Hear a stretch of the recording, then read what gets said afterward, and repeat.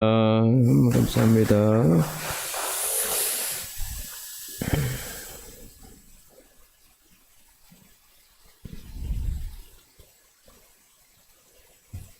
지혜를 찾는 사람들이 있었는데 이들을 일컬어 소피스트라고 합니다.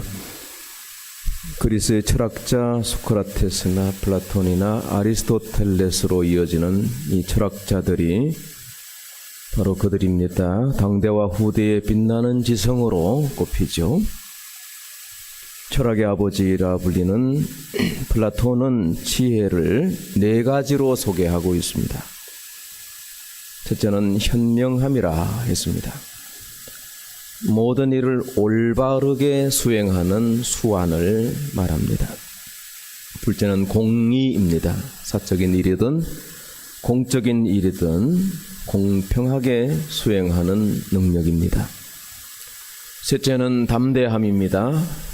위험에 처하였으나 그 위험을 용감하게 대처해 나가는 용기라고 했습니다. 넷째는 극기입니다. 욕망을 억제하고 절제하는 삶을 사는 힘. 이 네 가지를 지혜라고 일컬었습니다. 그러니까 우리 인생사에 있어서 지혜는 얼마나 요긴하고 중요한지 모릅니다. 지혜 있는 사람은 처신이 좋고요. 행동이 올바릅니다. 그 말에는 힘이 있고 생각은 유연하고 민첩합니다. 그래서 창의적일 수 있습니다. 사람들은 지혜 있는 사람을 좋아합니다. 열왕기상 3장에 솔로몬이 하나님께 일천번제를 드렸을 때 꿈에 하나님이 그에게 물으셨습니다. 내가 네게 무엇을 줄고 너는 구하라. 이에 솔로몬이 하나님께 무엇을 어떻게 구했느냐 하면 내가 이 많은 백성을 재판할 수 있으려면 듣는 마음을 종에게 주십시오. 주의 백성을 재판하여 선악을 분별하게 하옵소서. 솔로몬이 구한 두 가지는 듣는 마음과 선악을 분별하는 능력이라고 그랬습니다. 듣는 마음, 남의 말을 잘 들어주는 것이 지혜라는 겁니다. 과거에는 말 잘하는 사람을 좋아했습니다. 어떻게 저렇게 말을 잘하나?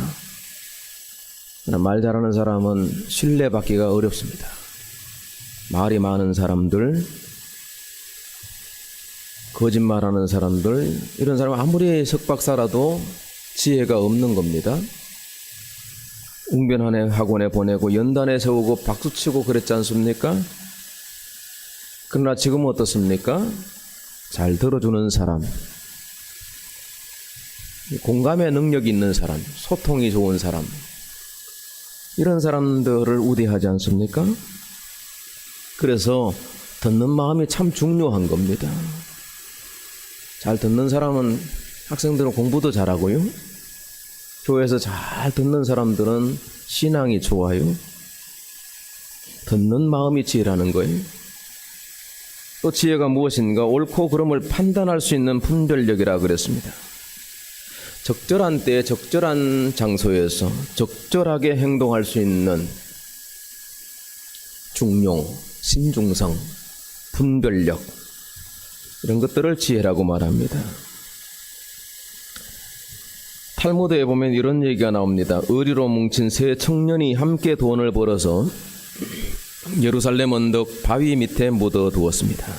지금처럼 은행이 없었던 시절이라 믿을 만한 사람들끼리 재물을 함께 묻어두는 것이 당시 풍습이었는데요.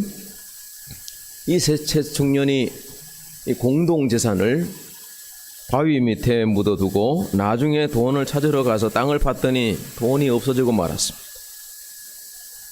그러니까 셋 중에 한 사람이 분명히 변절한 겁니다. 욕심을 낸 겁니다.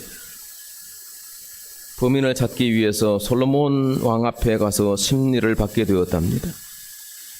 솔로몬이 말합니다. 그대들 세 사람은 보아하니 매우 영리한 것 같고 또 의리도 있을 법한데 참으로 이럴 때서니 안 된 일이나 이번에 참인생을 배우기를 바라며 성심성의껏 이 재판에 임해주기를 바란다. 이렇게 서두를 꺼내더니 이야기를 시작합니다.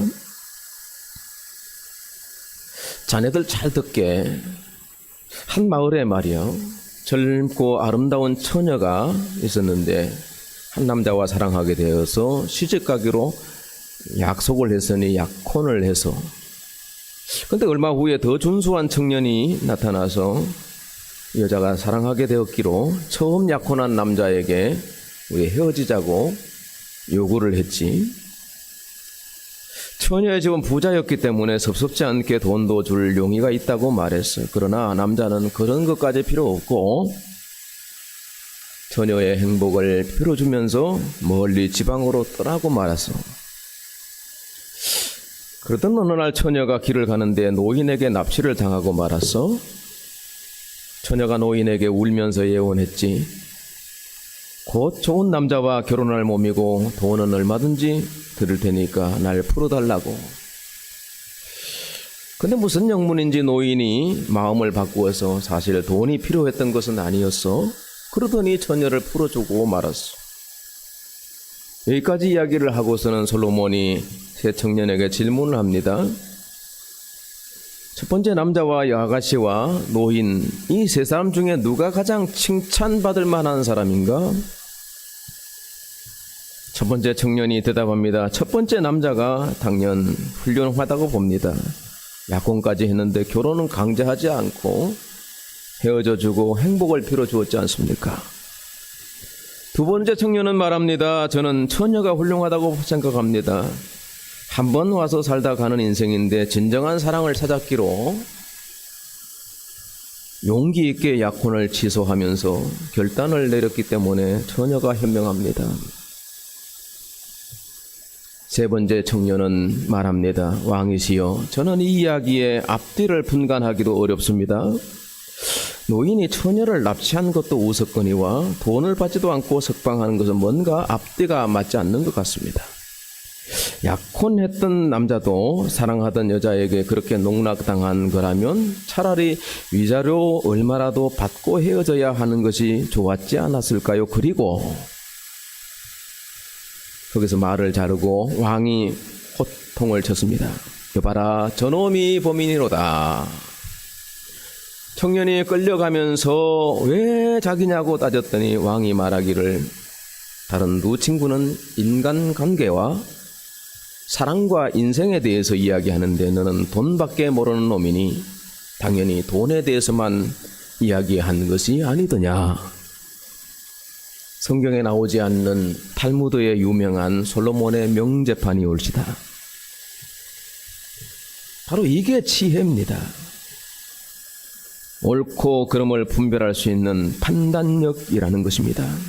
또 한 가지 솔로몬의 지혜가 무엇인가? 솔로몬의 잠언서 9장 10절 말씀 보니까 여호와를 경외하는 것이 지혜의 근본이거늘. 솔로몬이 얼마나 하나님을 사랑했습니까? 그 지혜로 3,000가지의 잠언을 말하고 하나님을 찬양하는 노래 1,005곡을 작곡했다고 열왕기상 4장의 말미에서 말씀하고 있습니다. 그리고 그 지혜는 놀라워서 아버지 다윗이 가졌던 간절한 소원이 뭡니까? 성전 건축인데 여호와를 위하여 솔로몬이 백양목 성전을 건축하지 않습니까? 이 성전 건축을 위하여 레바논의 백양목을 바다로 운송해서 그리고 레일을 깔아서 요파 항구에서부터 그 예루살렘 그 언덕길을 기름을 바르고 레일을 깔고 소와 말로 끌고 800m 바위산 고지 위에 바다에서 200km 떨어진 그 지혜와 그 능력은 참으로 놀라운 것입니다. 최고의 기술자 후람을 채용해서 성전 건축을 하고 봉헌을 하였습니다. 그러니 건축이면 건축, 음악이면 음악, 노래면 노래, 병법과 지리와 역사와 모든 방면에 솔로몬만한 지혜자가 어디 있습니까? 오늘 본문 1장 13절에 말씀하기를 하늘 아래에서 행하는 모든 일을 연구하며 살폈다. 지편전 학자를 통해서 세종대왕이 여러 가지 것들을 만들고 농사에 필요한 기구를 만들고 햇시계를 만들고 세종이 한 게 아니지 않습니까? 솔로몬은 이 모든 것을 컨트롤할 수 있는 창의적인 능력이 있었던 것이 정조대왕도 그렇거니와 세종도 그렇거니와 그러니까 그 대왕 밑에 사람들이 뛰어난 사람들이 모여서 모든 방면에서 연구를 했다는 겁니다.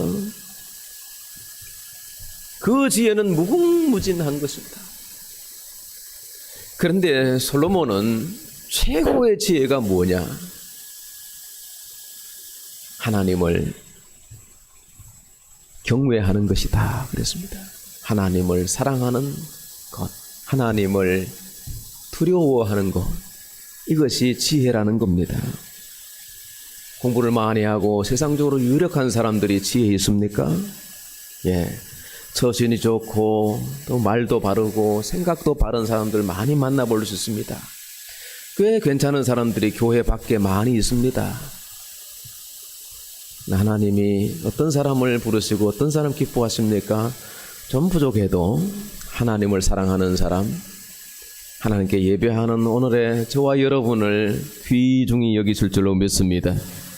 하나님을 경외하는 것이 최고의 지혜라고 알고 있었던, 그러나 솔로몬은 전성기에 하나님을 잊어버리죠.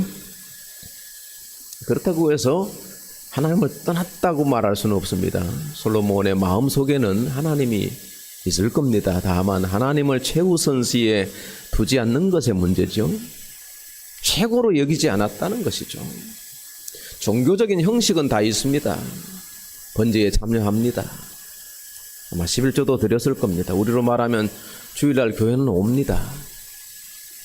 그러나 그 생활을 보면 하나님을 최고로 여기지 않는 초심에서 벗어났습니다. 그래서 최고의 지성이 가장 어리석은 인간이 된 겁니다. 우리가 솔로몬의 전도서를 대할 때 가져야 할 지혜가 있습니다. 솔로몬이 말했으니까 다 맞는 말이라고 생각하면 안 됩니다. 솔로몬이 인생사를 다 헛되다고 했는데 헛되고 헛된 것이니 인생 부질없다, 산에 가서 도나 닦고 세상 낙이나 즐기자, 이래서도 안 됩니다. 하나님이 세상을 지으실 때 보기에 좋았다고 그러셨지 않습니까? 지금도 만물을 다스리고 경영하고 계십니다. 하나님의 최고 경영은 사람을 인도하고 사람을 천국으로 이끌어가는 그 경영이죠. 사람에게 자유권을 주었기 때문에 하나님이 사람을 강제해서 천국을 쇠사슬 묶어가지고 끌어가시는 게 아닙니다. 그래서 우리에게 복음을 보내시고 듣고 마음으로 영접하고 입술로 고백하고 그렇게 해서 하나님을 섬기고 하나님을 최고로 여기고 죽어서 천당 가기 전에 살아서 천당을 누리는 사람이 되도록 행복이 여기 있다 저기 있다 말 못하고 너희 안에 천국이 있느니라, 행복이 있어야 되는 이런 행복한 삶을 어떻게 누릴 수 있습니까? 이건 지혜로 말미암아 공급되는 겁니다. 하나님을 염두에 두지 않는, 하나님을 두려워하지 않는데 죄악 세상에서 섞여서 구별이 없는데 어찌 행복이 있을 수 있습니까? 죄짓고 행복합니까? 남을 힘들게 하고 자유롭습니까? 그럴 수 없는 거거든요. 그래서 일반적으로 세상 사람들이 알고 있는 지혜, 그것은요, 우리 자식이 IQ 좋아지고 공부해서 시험 합격하고 입시 때가 되면 하나님 지혜를 주시옵소서, 그 얘기인즉 다 좋은 대학 가라는 얘기예요. 교회 좀 가지 말고, 어머니 믿는 집사님 권사님들도 그러더라고요. 청소년을 지도할 때 제가 전도사 때 보니까 강남에서 했는데 수험생들을 달다 볶아가지고 네 친구는 열심히 주일날 가서 일요일날 또 꼭 그런 사람들 꼭 일요일이라 그래요. 일요일 주일인데 일요일 날 가서 학원에서 공부하는데 너는 이렇게 처지니? 학생회를 가지 말고 대학 들어가거든. 교회 다니면 대학 들어가면 좋은 동아리도 있고. 근데 그 학생 대학 들어가서 교회 안 다닙니다. 그러니까 어머니한테 배웠거든요. 하나님을 경외하는 최고의 자리, 그걸 선택해야 되는데 뒤로 우선순위로 후순위로 밀어넣으니까 하나님 대체할 다른 것들이 막 자리하게 되고, 그 인생 나중에 여러 가지 환난과 역경을 만나서 그때는 깨닫겠죠. 그러면서 하는 얘기가 헛되고 헛된 것이 세상이다, 이렇게 말하지 않겠습니까? 그러니까 우리가 타산지석인데 우리가 굳이 그런 경험을 해보고 인생 다 허망한 거요, 헛된 거요, 이렇게 말할 필요는 없습니다. 그러니까 우리는 지혜가 있어야 되는 것이죠. 이 지혜가 뭡니까? 하나님 경외하는 것이고, 이 지혜가 뭡니까? 예수 그리스도요. 이 지혜는 성경에 기록된 거요.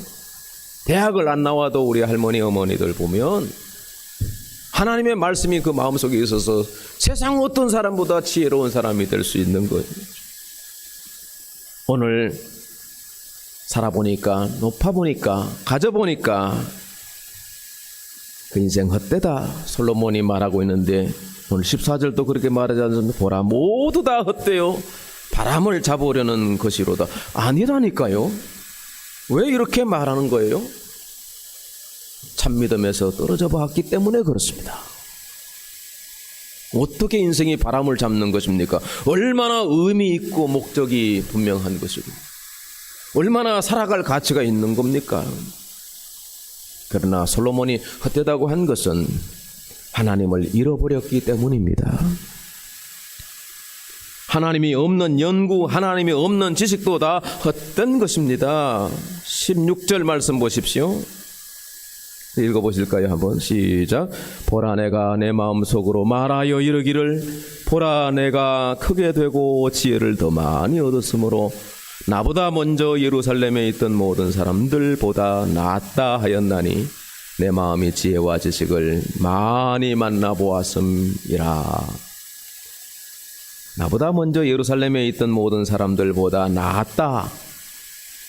최고의 지성이라는 평가이죠. 그 많은 석학들과 교제하고 토론했던 것입니다. 17절에 보니까 내가 다시 지혜를 알고자 하며 미친 것들과 정신적인 영역에 연구를 했다는 거죠. 미련한 것들에 대해서, 심리에 대해서 힘써 연구해 보았다는 거예요. 그러나 이것도 바람을 잡으려는 것인 줄을 깨달았도다. 알면 알수록 모르겠다는 것입니다. 지식의 세계가 그렇지 않습니까?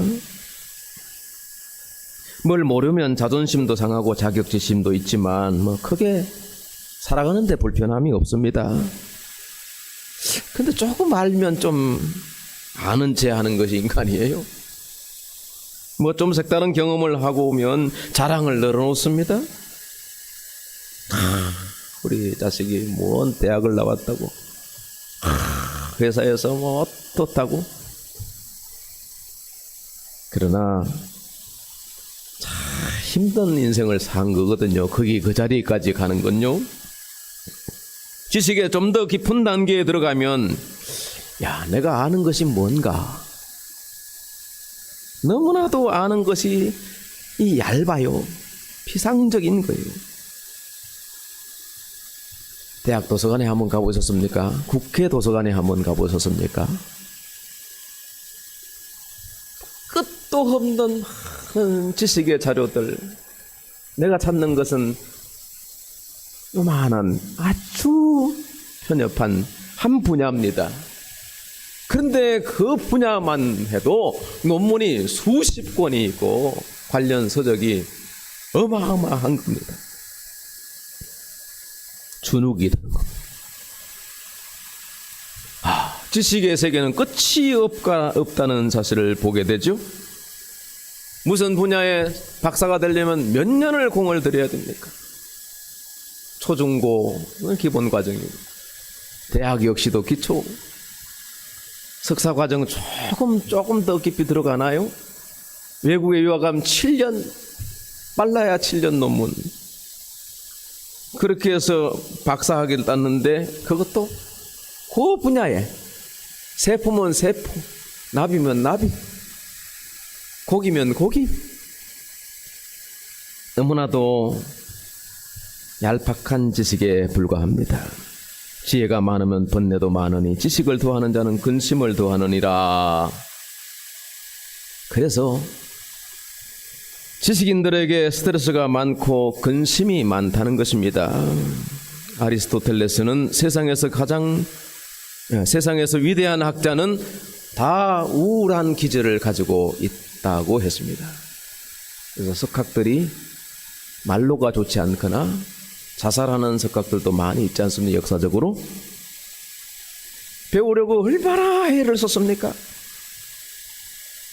아버지의 회초리를 참아가면서 엄마 잔소리 공부해라 숙제했나 역정을 내면서 스트레스 많았습니다.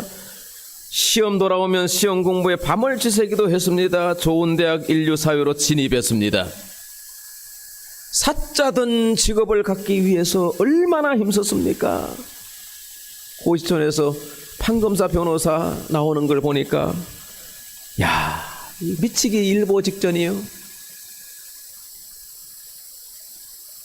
비가 오는 날은 이상한 아이들이 있어요. 거리에 중얼거리면서 다닙니다. 한여름에 한겨울 옷을 입고 나온 날. 세상에 스트레스가 얼마나 많았으면. 자, 그렇게 해서 사자가 되었습니다. 그러나 이게 또 시작이에요. 연구는 끝이 없고 공부도 끝이 없습니다. 근데 알면 알수록 모르겠는 거예요. 스트레스가 많아요. 내가 모른다고 하는 사실, 만약에 생명을 다루는 의사라면 내가 조금 더 알았으면, 조금 더 임상의 경험을 가졌으면 이 사람이 환자를 살릴 수 있을 텐데 죽었어요? 괴롭지 않겠습니까? 일과를 마치고 술에 절어서 집에 퇴근하는 의사 이해할 만하지 않습니까? 하루 종일 피를 보고 아픈 사람 상대하는 거 얼마나 힘듭니까? 돈에 관련된 그런 일들을 맡은 수임을 한 변호사 참 힘들 겁니다. 모든 분야에 지식은 끝이 없고 그것을 탐구하는 것은 스트레스요, 근심을 더하는 것이다. 오늘 18절의 솔로몬의 말씀이 조금은 이해가 되는 것 같습니다. 조선 후기의 최고의 지성이었던 정약전이라는 사람이 있었습니다. 약전보다 더 사실 그 동생 정약용을 더 잘 아실 텐데요. 목민심서, 경세유표 저술했던 정약용이 멘토로 삼은 두 사람이 있는데, 한 사람은 정조대왕이고 한 사람은 자기 친형 정약전입니다. 그 집안이 다 천주교를 믿게 되었는데요. 순조가 즉위한 후에 노론 벽파에 천주교 탄압이 시작이 됩니다. 그래서 정약전이 신지도에 유배를 갔다가 이 조카 사이 중에 황사영, 역사책에도 나오는 황사영의 백서 있지 않습니까? 프랑스 함대를 보내서 이 조선을 문을 좀 열어달라, 강제로 이렇게 백서를 썼는데 그게 발각돼 가지고 그 집안이 다 어렵게 됐지 않습니까? 이게 조카 사위 일이지만은 연루가 돼 있다 생각해서 정약전이 흑산도에 유배가 되어집니다. 얼마 전에 영화가 하나 나왔는데 자산어보라는 영화입니다. 왜 자산이냐? 흑산에 가보니까 이게 자산이라는 거예요. 거기서 이제 고기잡이 하는 창대라고 하는 청년을 만났는데요. 정약전이 새로운 것을 탐구하기를 좋아하는, 그 당시에 풍조가 실학사상이라고 하는 것은 외국의 좋은 것을 받아들이자 하는 그런 운동들이 있었습니다. 그래서 보니까 이 자산에 새롭게 연구해야 될 것이 너무 많은 겁니다. 그래서 이 청년에게 약전이 말하죠. 내가 아는 지식과 네가 가지고 있는 물고기 지식을 서로 맞바꾸자. 그래가지고는 서로에게 서로가 스승이 되고 제자가 되어서 청년은 학문을 배우고 약전은 창대에게서 해양 생물들에 대해서 배우게 됩니다. 영화에서 정약전이 9번이나 반복하는 문장이 있는데 창대가 말하기를 이렇게 적습니다. 영남산 청어는 척추뼈가 74마디이고 호남산 청어는 척추뼈가 53마디라고 한다. 창대가 말하기를 최고의 지성인데 하루청의 어부에게 고기에 대해서, 말미잘에 대해서, 미역에 대해서, 해초에 대해서 듣고 배워서 우리나라 최초의 순수 해양 생태 백과사전인 자산어보를 펴냈습니다. 동생은 저 강진의 유배 가서 상류천 나리들이 어떻게 백성들을 통치할 건가, 관리들을 어떻게 기용할 것인가, 경제는 어떻게 할 것인가, 여러 가지 목민심서, 경세유표 이런 책을 저술해서 왕이 필요해서 정약전 복귀하지 않습니까? 정약용은 복귀하고 약전은 그 흑산에 거기서 생명을 다합니다. 삼면이 바다로 둘러싸인 이 땅의 어민들에게 실제적인 지식을 전수해 주기 위해서 힘들고 공부하지만은 그 지혜를 가지고 책을 만들어내는 그 열정을 바라보면서 진정한 탐구자의 모습을 우리가 볼 수 있습니다. 형과 동생 이 두 사람 중에서 누가 더 많은 일을 했고 더 필요한 사람이었는가를 말하는 것은 아닙니다. 지식을 더하는 것은 근심을 더하는 것이라고 했기 때문에요. 근데 우리 인생의 최고의 지식을 알게 해 주시는 스승이 계시는데 그분이 예수 그리스도입니다. 주님 오셔서 가시면서 또 다른 보혜사를 너희에게 주겠다고 말씀하셨는데 성령입니다. 예수님은 이 땅에 계실 때에 보혜사로 계셨거든요. 보혜사는 무엇입니까? 옆에서 돕는다. 엄마의 역할, 유모의 역할, 멘토의 역할, 큰 사랑을 가지고 약한 자를 돕고 죽어가는 생명을 구원하고 아픈 자들에게 약을 주고 회복시키고 필요한 것들을 공급해주고 주님이 곁에 계시면 모든 것이 다 해결이 됐어요. 주님 가실 때 제자들이 근심했습니다. 가신다고 하니까 어디로 가십니까? 주여 어디로 가시나이까? 너는 마음에 근심하지 말라. 하나님을 믿으니 또 나를 믿어라. 요한복음 14장 1절에 그렇게 말씀하셨습니다. 그 14장 후반부에 가서 보면 성령은 진리의 영이라 진리 가운데 우리를 인도한다고 말씀하셨습니다. 16장에 보니까 보혜사라고 그랬습니다. 예수님 가시고 40일 후에 열심히 기도했던 열흘 동안 기도했는데 오순절 성령 강림주일이 아닙니까? 한 곳에 모여서 열심히 기도했을 때 사모하며 주시기로 한 성령을 기다렸더니 급하고 강한 바람같이 불같이 그들 성도에게 임해서 교회가 시작되지 않습니까? 교회가 성령으로 말미암아 크레모와 같이 이렇게 퍼져나갔습니다. 전 세계에 교회 시대를 열었습니다. 오늘도 우리 교회가 존재하는 것은 성령이 계시다는 증거입니다. 오늘도 우리가 세상에 나가 세상에 방황하거나 세상락의 쾌락에 취하여 살지 않고 교회로 모인 것은 진리의 성령께서 진리 가운데로 우리를 인도하셔서 예수 그리스도의 몸된 성전에 교회에 모이게 하신 줄로 믿습니다. 성령이 스승되셔서 진리를 가르치시고 그 말씀 한 절 한 절이 내 마음에 교훈되도다. 내 평생의 소원. 성령의 인도하심을 따라 행하시는 저와 여러분 모두가 되기를 바랍니다. 솔로몬도 하나님을 경외하고 지혜가 충만했을 때는 예수 그리스도를 통찰한 바 있습니다. 솔로몬의 잠언서를 보면 다 인격으로 묘사되어 있거든요. 지혜를 찾으라. 지혜가 제일이니. 욥기 말씀에도 보면 지혜가 얼마나 소중한지를 잘 가르치고 있습니다. 다 그게 단어가 아니고 문장 속에 하나의 단어로 묘사한 게 아니라 그 인격으로 말하고 있거든요. 생명체로. 그 지혜가 누구냐? 오실 예수 그리스도라는 겁니다. 사도 바울은 이 지혜를 찾았지 않습니까?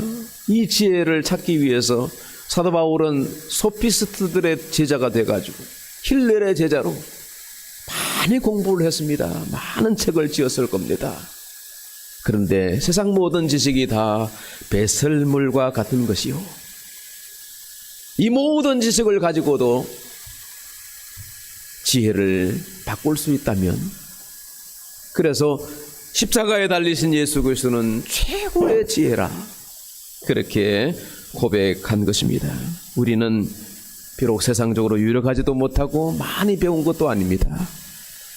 그러나 참으로 감사한 것은 내 인생에 예수님이 나를 찾아오셨다는 것이고, 지금도 내가 영접한 성령이 나를 떠나지 아니하시고 지금까지 나를 인도하고 계신다는 사실입니다.